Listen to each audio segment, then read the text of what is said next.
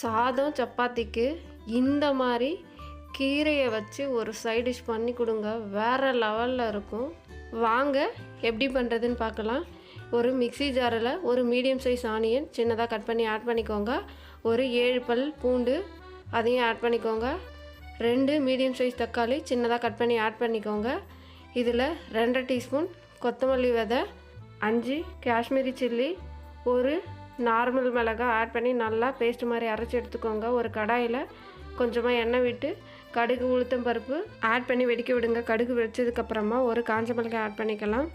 5 பல் பூண்டு தட்டி போட்டுக்கோங்க. ஆல்ரெடி அரைச்சி வச்சுருக்க பேஸ்ட்டை ஆட் பண்ணி நல்லா வதக்கி விடுங்க. அதிலேருந்து எண்ணெய் பிரிஞ்சு வரணும். இப்போது ஆல்ரெடி கழுவி கட் பண்ணி வச்சுருக்க கீரையை ஆட் பண்ணிக்கோங்க. ஆட் பண்ணும்போது அதிகமாக இருக்கிற மாதிரி இருக்கும், அது வதங்கினா கம்மியாகிடும். இப்போது 1/4 டீஸ்பூன் பெருங்காயத்தூள், தேவையான அளவு உப்பு, கொஞ்சமாக புளி தண்ணி ஆட் பண்ணி இறக்குனீங்க அப்படின்னா கீரை தொக்கு ரெடி. லாங் வீடியோ பின் பண்ணியிருக்கேன். தேங்க்யூ.